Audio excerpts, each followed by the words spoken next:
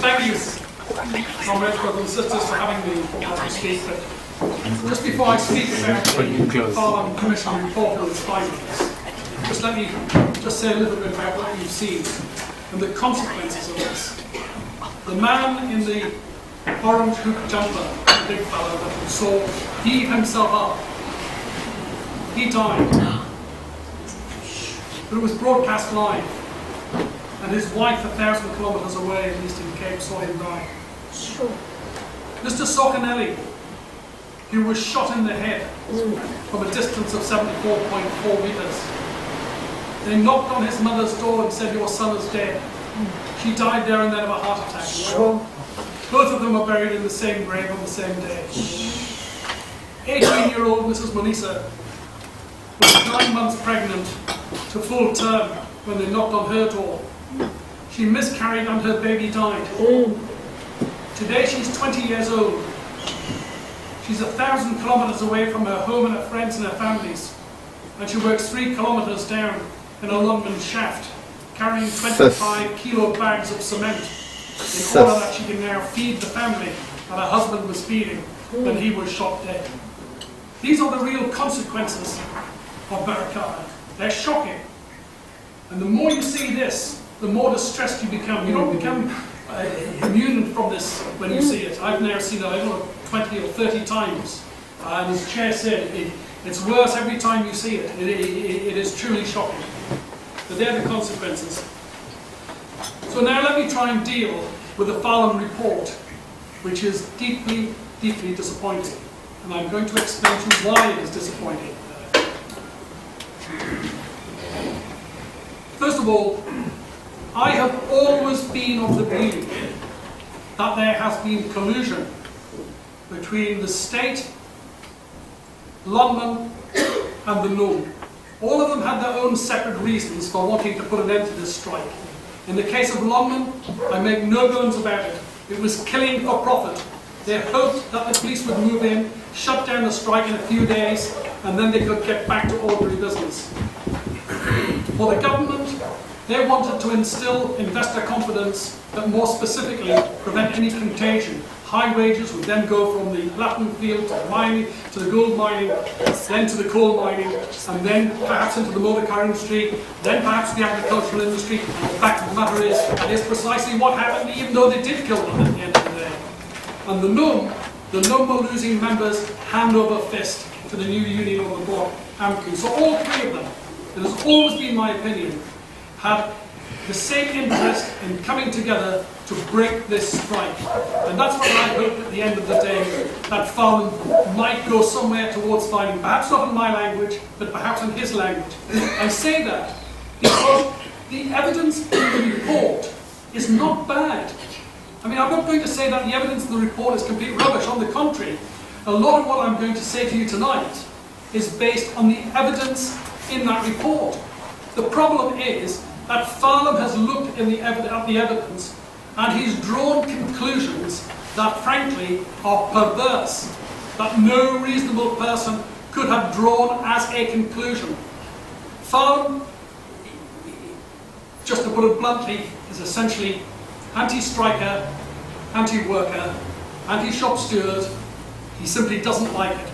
And he set about using the facts in order to serve his own purposes, in order to say that the miners were the people who were primarily responsible for their own death. Now, I'm not going to quote large chunks of this report tonight, but I'm going to quote just 2 or 3 bits.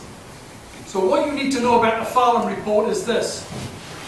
Paragraph 1 of the substantive report. Paragraph 1. So he's straight into it. The tragic events that occurred during the period 12th to 16th of August 2012 originated from the decision and conduct of the strikers in embarking upon an unprotected strike and enforcing the strike by violence, intimidation, and using dangerous weapons for the purpose. That is his underlying theme throughout this report. And when it gets to the end of the report, he comes to the end and he says this.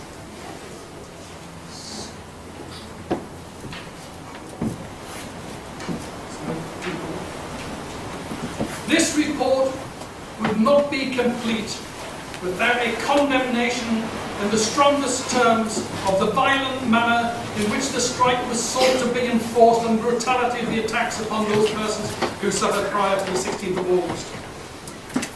In between that, I am telling you, there are not less than 250, perhaps 350 paragraphs in which he returns to that theme again.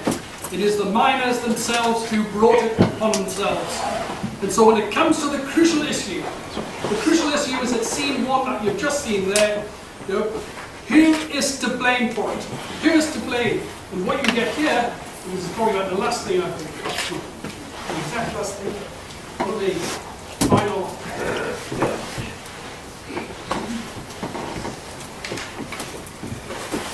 The Commission agrees with the evidence leader's submissions and finds that those who shot, the police officers who shot at scene 1, had reasonable grounds for the belief that their lives and those of their colleagues were under imminent threat.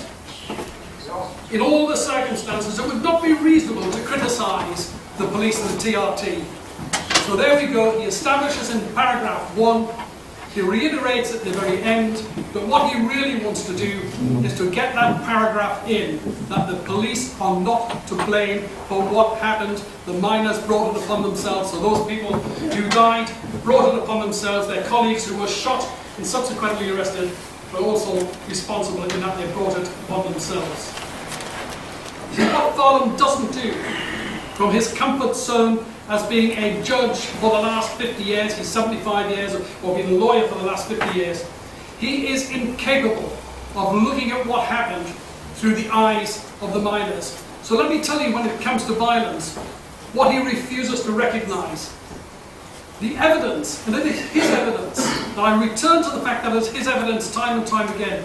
The evidence shows that on the 10th, that 2 miners were shot at by 2 white men in a Lonmin security vehicle.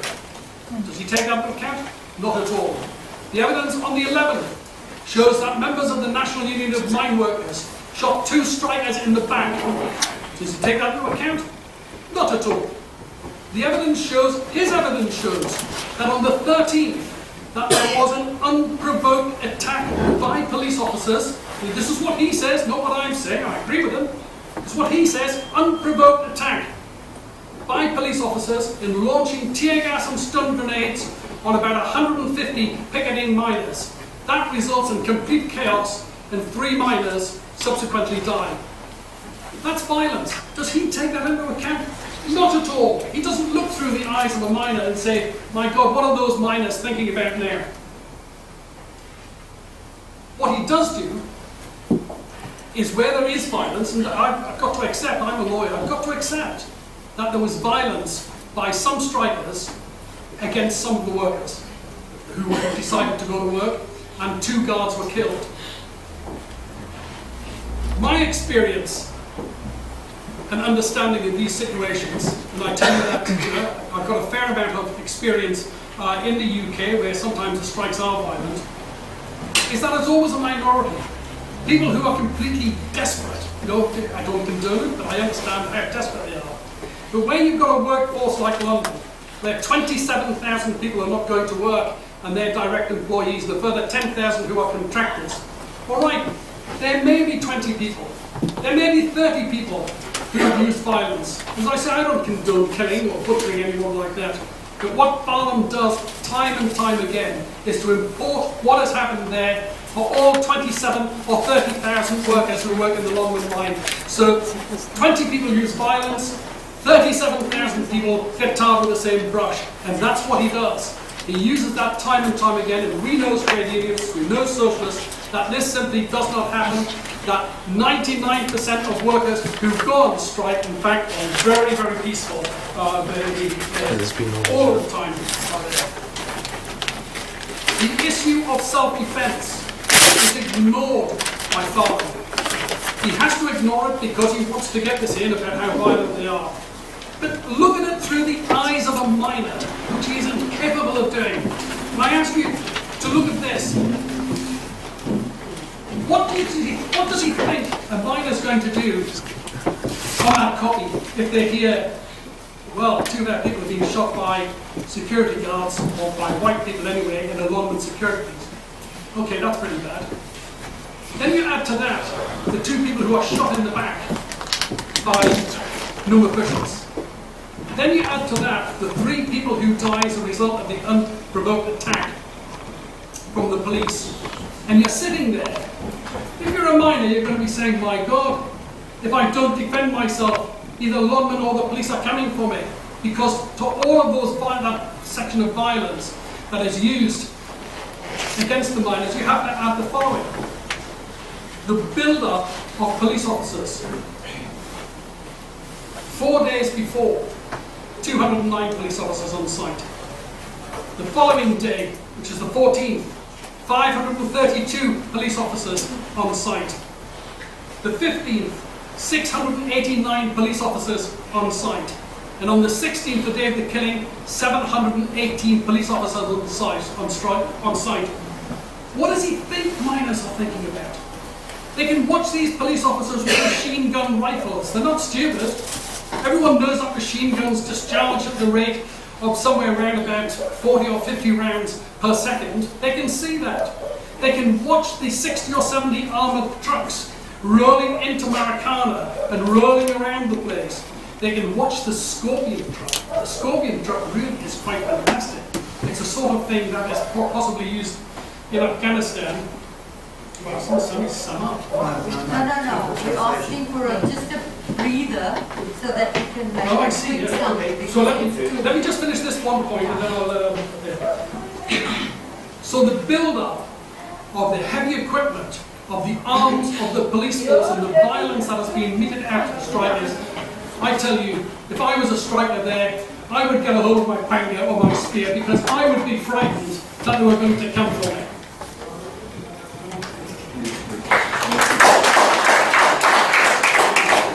Jim is going to continue. I just saw some people requiring some translations. I'm asking him to do some up. So, and come to the army, you can say, the father, like the child, basically, I'm going to one attack at Dona, was a move for some people among the people of the band, which one attack that way, only 20 people, what they were, what's what they had. The music I was, okay, was the swamp, Mama, found in Wapo, Swelegi, while Americans, you, Mama alone, while Papa, Montana, you need.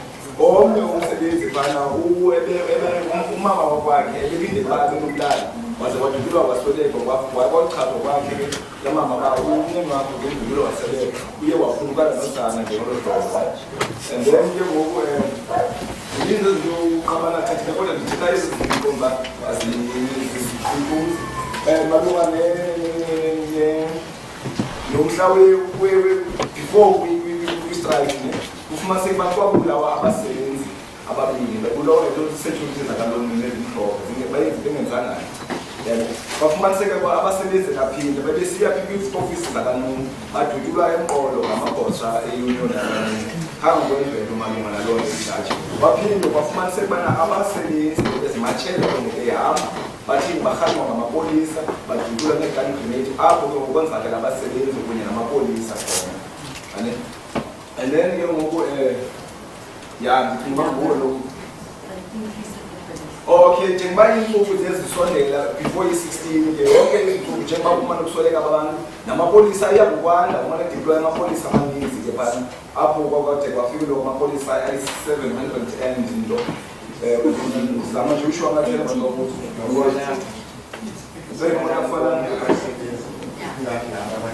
okay, which are you Farlam and who take like that in our cities? But in my yard, who take with Sagado, which are our city, rooting Babo into Sayalento, while again Gabo, okay, our Buddhist day, we are going to watch over Farlam and was. So Jim will continue. I'm going to ask the DA to do the next chunk so that we give each one we give Tumi a break. Sidiwe will do the next and then back to Tumi, something like that. So we share the translation. I am going to ask you to please put off your phones or put it on silent or whatever. Please. It is disturbing. All right? Thank you, Jim. So what I've described is a situation in which there must be self-defense on behalf of the miners because they're not being absolutely terrified. And as each and every one of us knows, self-defense is not an offence. It is not an offence to protect yourself against the state when it's armed like that.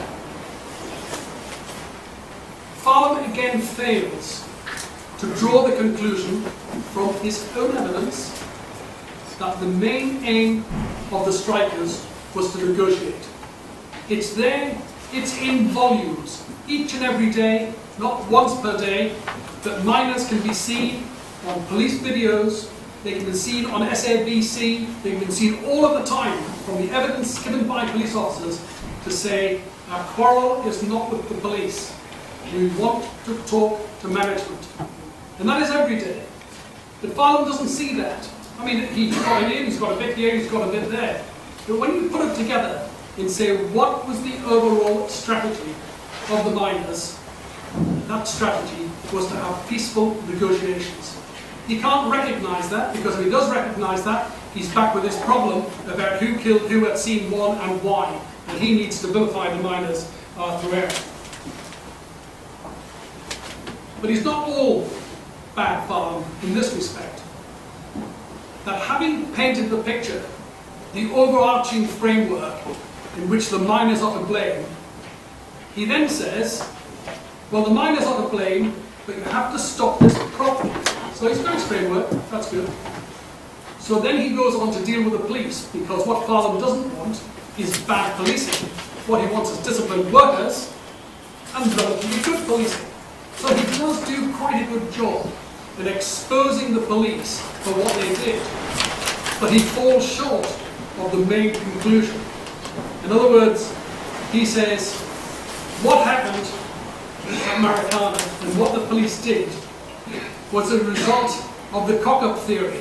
In other words, it was bad management, bad practice, bad planning, nothing deliberate, absolutely nothing deliberate. And if we had better commanders, if we had better communications, if we had better this and better that, then this would not have happened. I don't believe that for one moment, because that does not explain why in the morning of the 16th, long before the barbed wire was rolled out, senior officers were ringing the nearby mortuary and saying, we want 4 mortuary trucks, each truck capable of taking 4 bodies. That is a clear indication of an intent by the police what they intended to do. Similarly, the stores department of the police was telephoned and asked to deliver, as indeed they did, 4,000 additional rounds of machine gun ammunition. So this was not an accident. This was not an accident waiting to happen. The evidence is there. General Mpembe, the man who is meant to be in charge of the whole operation, is recorded as saying there will be bloodshed tomorrow. General Mabongo, who was the North West Police Commissioner, also confirmed at the Commission that there was going to be blood. They knew there was going to be blood. I'm not saying that they knew 34 were going to die. Maybe they thought 48 were going to die. Maybe they thought that 10 were going to die. What they knew was that people were going to die. This was not an accidental massacre. This was a massacre that they knew was going to come about because of the way in which they planned it, and something which I'll come on to a little bit later, which is the pressure that came down from government ministers and people like Cyril Ramaphosa. But the Commission was good, as I say, for some of the issues. In particular, it was good at uncovering the fabrication of evidence to the Commission, the concealment of evidence to the Commission, and the wholesale perjury by those police officers who came to the Commission giving their evidence.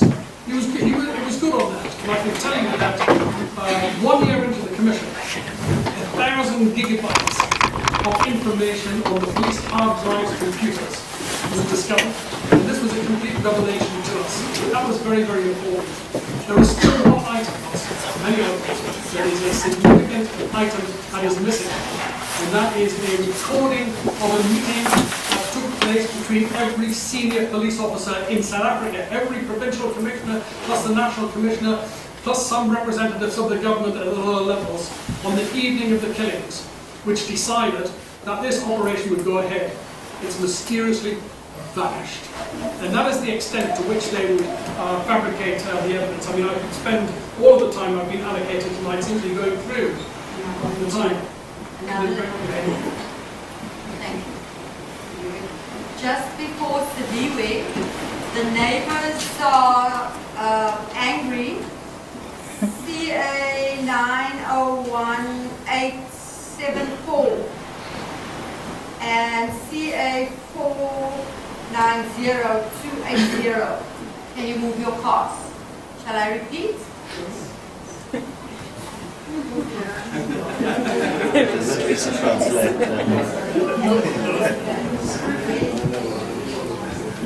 People, please, 901874.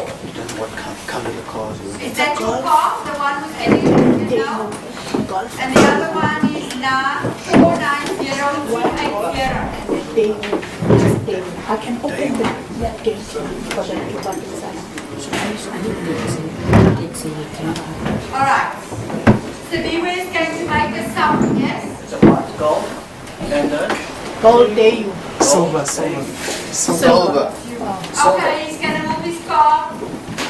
And I can open their gate for the person to park.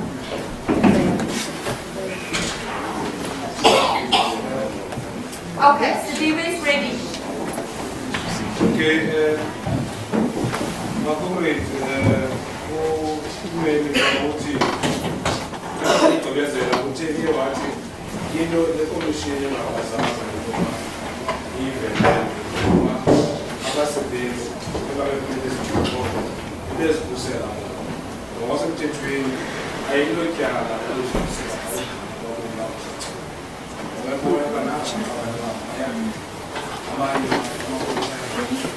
so,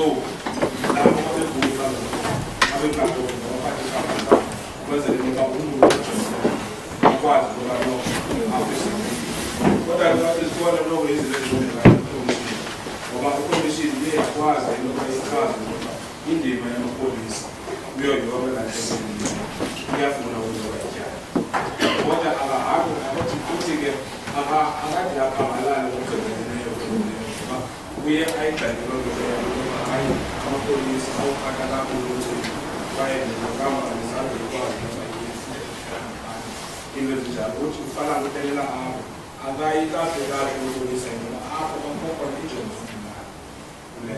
One police on the sea, I have a who's a hero. About the Safi. Why I walk over water, I won't get the rest of sentences. So, what in a commission, the eating go with the in over the why the fact that no one of them to walk on a theater, you know, who's our panic. So, what county managers are going to change. I don't know, the yes, I can't you know, it's a key way, why you against it was as you why you go to Alpha, again, you know, what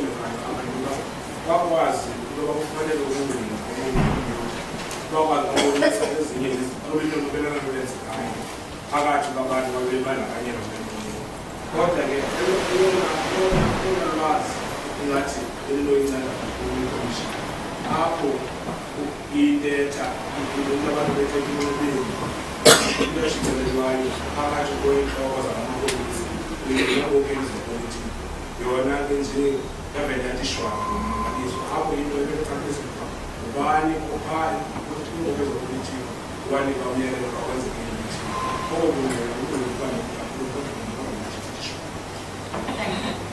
So Jim will go right through to the end now, and then Sediwe will do the last summer. Okay, thank you. I want to give you one example where Farlam chooses the wrong conclusions quite deliberately.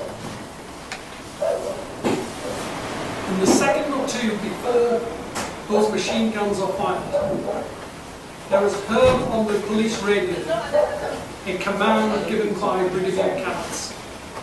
It was heard by a relatively junior executive of Lonmin who made a note of it at the time.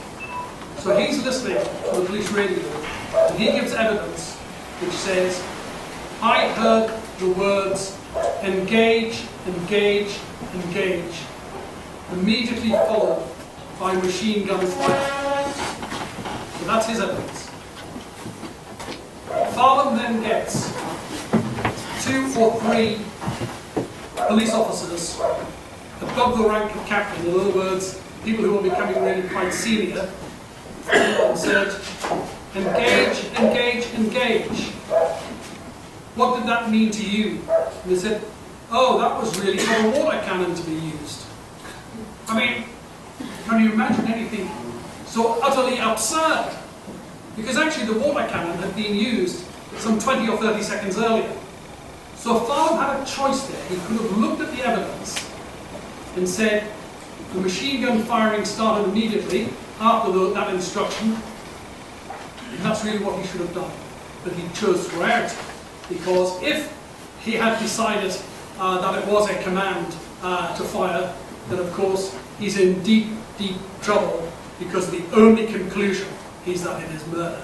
And Farlam was never in a month of Sundays going to come to that conclusion. Similarly, Farlam refuses to contemplate that Lonmin had its own agenda. On the contrary, he says, no, Lonmin. I mean, you say that they colluded with the police, but that's really a very good thing, isn't it? I mean, the fact that they put a member of the board of directors along with the police officers on the police senior committee, the fact that they loaned the helicopter, the fact that they went out scouting together, the fact that they identified strikers from photographs and said, that's Mr. Noki, and that's another one, and that's another one. The fact that they fed 700 police officers each and every day. The fact that they organised the facilities from the ambulances to come to Marikana the day before. Farlam says, no, that's all fine. But of course, you don't have to be so clever to know what Lonmin was about. Lonmin had watched the 8 or 9 week strike at Impala earlier and had seen that that strike was successful. And Lonmin did not want to pay the Impala rock drillers' rate. So when it comes to the 9th and the 10th of August 2012, and there is a peaceful march to the Lonmin offices, the very first thing that happens is that they pick up the telephone and they speak to the special advisor of the Northwest Province Premier and say, hey, get the police down here, get the police down here. We are not going to negotiate with these people because they can't negotiate. They don't want to negotiate. They're not going to pay the money out. And that is the strategy of Lonmin all the way through. It's even a strategy which goes against their own typed up, printed out procedure, which says, even in the case of an unprotected strike, even in the case of an unprotected strike, you must ask that 4 or 5 of the strikers come together, come down to the LPD offices and discuss what the issues are with the management. And even in an unprotected strike, but of course they did not do that. What they did was to put the lives of their own employees at risk. And the interesting thing is this about Farlam. He has reported Lonmin to the NPA and the Director of Public Prosecutions for further investigation. For this matter, 2 of the strikers were killed going to work. Farlam says Lonmin must have known that 2 of the working miners were at danger going to work. Lonmin was telling them to go to work. Therefore, Lonmin must be culpable for these people who were going to work and breaking the strike. He doesn't, on the same logic, say Lonmin knew there was going to be bloodshed if the police moved in and did what they had to do, because Lonmin was part of it. There is a remarkable transcript of a recording that takes place between the provincial police commissioner and a Lonmin executive, McCrainer, and a man called Sinclair as the head of security, in which Sinclair is saying to Mabumbo, I will deploy I have deployed today 150 SAPS officers. Tomorrow I will deploy the SAPS horse units. I asked the National Commissioner if she would give me a water cannon. What is this? Private army of Lonmin directing the resources of the state? The collusion was really quite fantastic. So Lonmin knew all the time that there was likely to be bloodshed if the police moved in the way which they said they were going to do. But of course, they did not. So this was about breaking the strike, it was about profits, it was not about the violence of the miners. I personally believe that they cried crocodile tears when it came to the killing and the deaths of the 2 guards and the 2 miners. I thought, I'm cynical enough to think that McQuainer thought, I'll make advantage out of this. And that is precisely what he did. And now let me deal with the man Ramaphosa, the man Tetra, and the woman Shabangu. You see, this starts out with Ramaphosa getting an email from a senior Lonmin director saying we've got to get the police down here. And on the 12th, Ramaphosa moves in, and he's now ringing and texting the Tetra. He rings the Tetra and tells him in the non-certain terms, and this is the evidence beforehand, you have to do something about this. What does the Tetra do? The Tetra then rings up the provincial police commissioner. She gives up and says, no, he just rang up and said, how's things going on today? Everything's all right? Yeah, I've got them in the minute. If you believe that, of course, then you would believe anything. Then there are second calls on the same day from Ramaphosa. Then there are letters that are sent in from Jameson, the senior director of Lonmin, to the minister Shabangu, which says, I urge you to bring the might of the state and the police to bear upon these strikers. Then there are more emails from Cyril Ramaphosa to Lonmin executives, recording meetings and discussions that he has with the Tetra and with Shabangu. With Shabangu, he has a problem, because she's not really on board in terms of the overall strategy of the government or of Lonmin. She's still referring it, as late as the 15th, to this is an industrial strike. This is something that must be settled between management and the workers, until she sees, in person, Ramaphosa. And Ramaphosa says, you've got to stop that. This is a criminal strike, because you can't move in 718 police officers if it is an industrial relations issue. No, this is a criminal strike. Now, of course, we know what Shabangu thinks of criminals, because she is the woman in 2007 who, whilst the police minister, issued the call which said, shoot the bastards. You only have 1 bullet, shoot the bastards. And there she was referring to people who the police were saying were committing criminal offences. And so you have these telephone calls going on between Ramaphosa and the Tetra and the provincial commissioner, between Lonmin and the Shabangu, between Shabangu and Ramaphosa.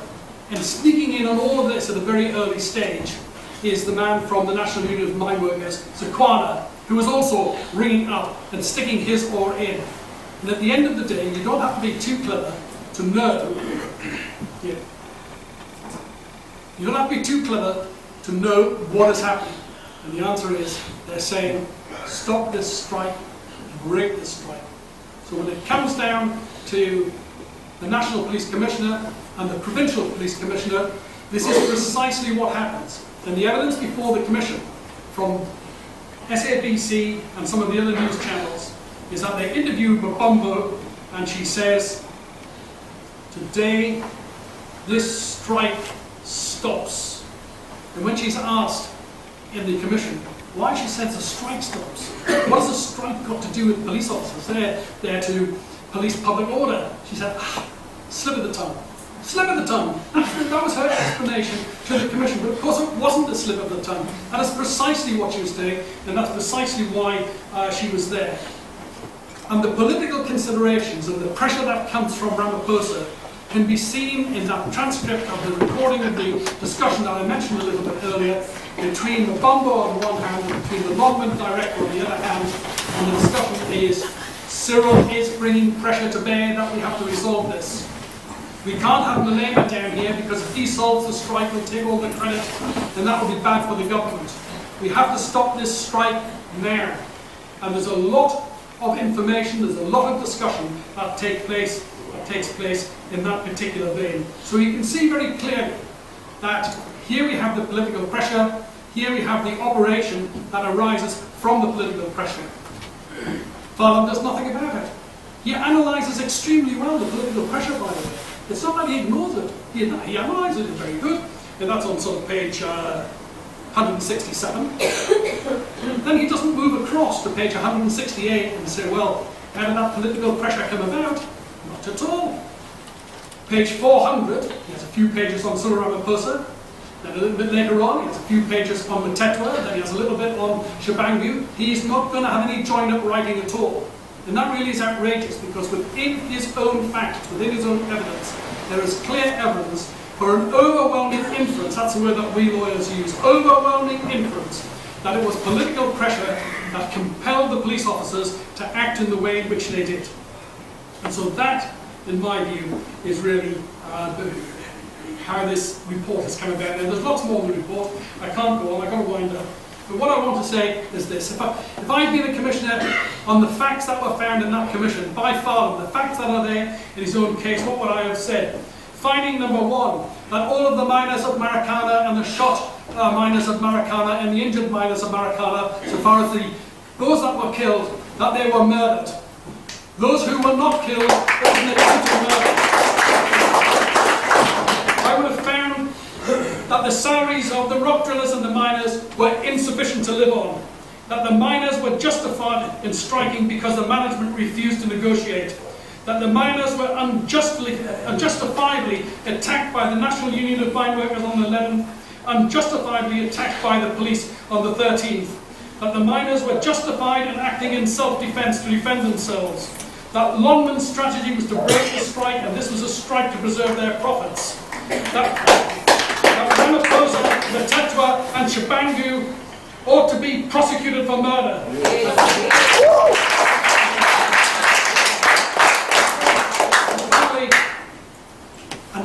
And I'm shocked that he doesn't really deal with this. He should have recommended that these families who are now in real severe hardship, having to work down the mines 1,000 kilometres away from home, he should have at least recommended that the government pay them compensation. Thank you very much.